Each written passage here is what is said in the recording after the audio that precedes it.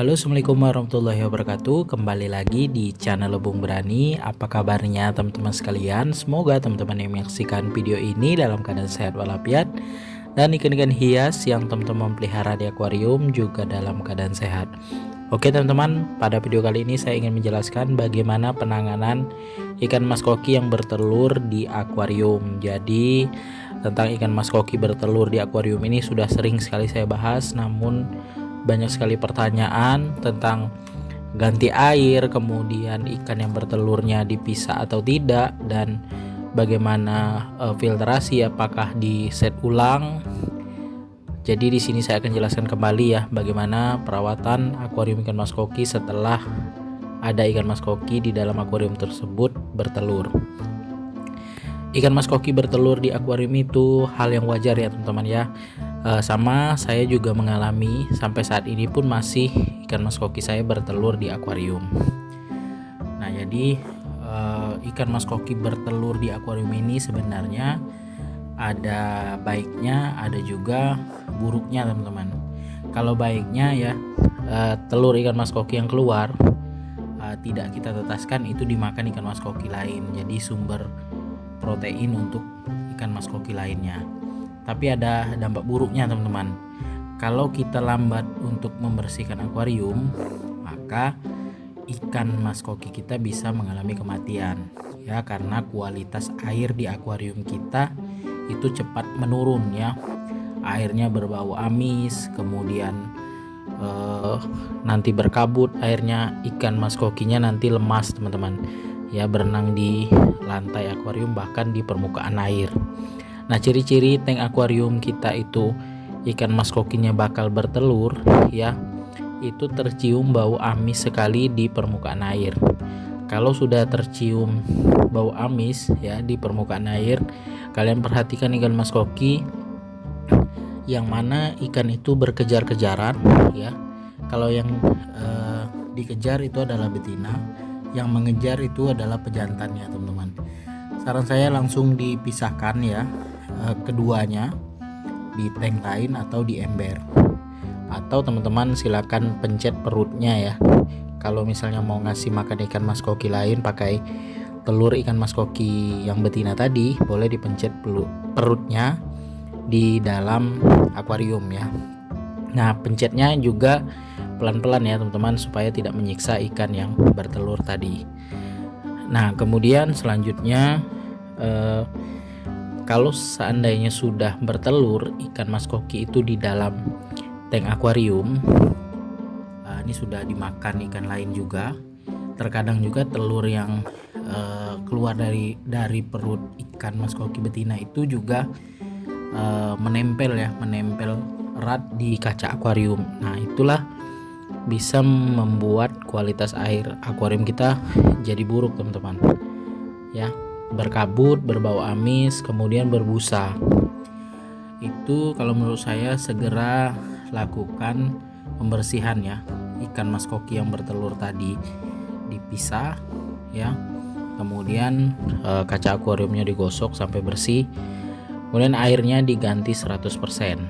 Nah untuk filternya, kalau kalian pakai filternya berlapis, pakai jaring nelayan 2 lapis, grand wall 2 lapis, baru kapas putih, saran saya mekanisnya saja dibersihkan ya, untuk biologisnya nggak masalah. Tapi kalau kalian pakai 1 lapis kapas putih saja, sebaiknya biologisnya dibersihkan juga.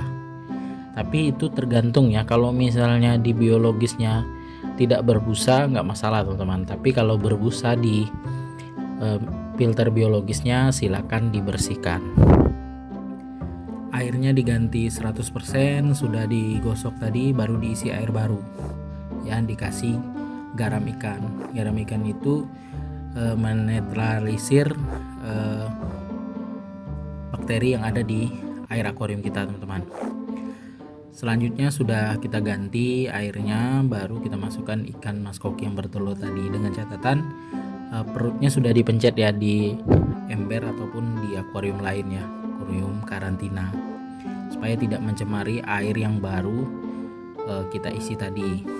Nah biasanya yang saya alami ya di tank akuarium saya, setelah ganti air ikan mas koki saya itu bertelur ya. Sampai saat ini di dalam tank 150 cm ini ikan mas koki saya masih bertelur teman-teman. Terkadang 1 minggu sekali, terkadang 2 minggu sekali.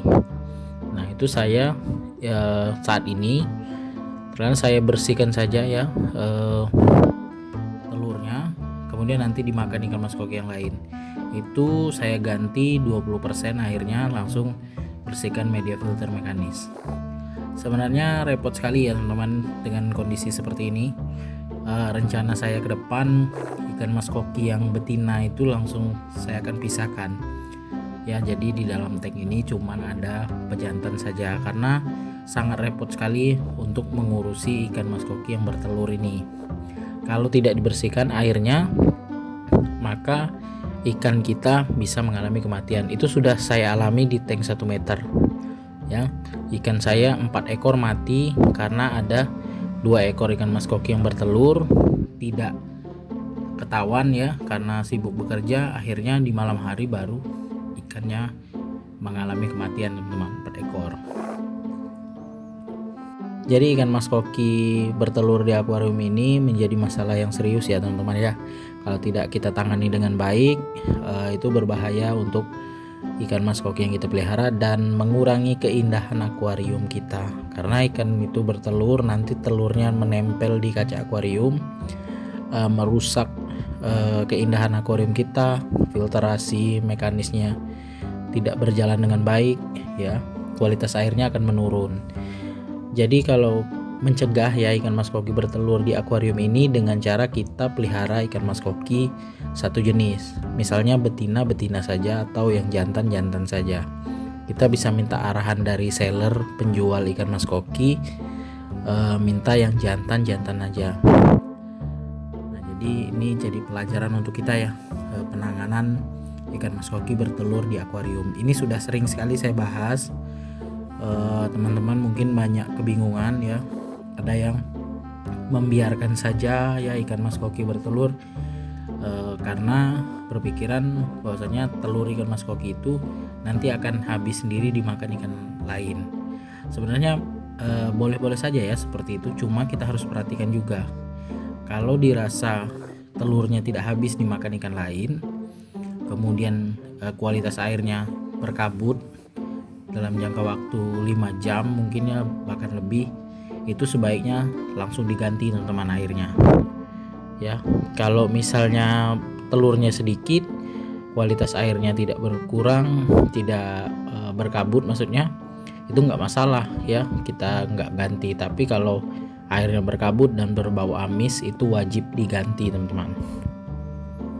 Maka dari itu ya, kita sebagai penghobi ikan hias mas koki, sebenarnya kalau kita punya satu tank akuarium, kita harus punya satu tank lagi ya, paling minimal itu 50 cm lah kali 35, tinggi 35, khusus untuk karantina ikan mas koki yang sakit dan juga ikan mas koki yang bertelur seperti ini ya. Kita ambil ikannya, kita pindahkan ke tank lain supaya ikannya tetap nyaman, karena kalau kita biarkan di tank utama tentu lama-kelamaan akan merusak kualitas air akuarium kita. Oke teman-teman, sekian dulu video saya kali ini tentang menangani ikan mas koki yang bertelur di tank akuarium. Semoga bermanfaat. Jika teman-teman ada pertanyaan, silahkan tulis di kolom komentar. Jangan lupa dukung terus channel Lebung Berani dengan cara subscribe, like, komen, serta share videonya agar channel Lebung Berani dapat berkembang dan terus menginspirasi teman-teman para penghobi ikan hias mas koki.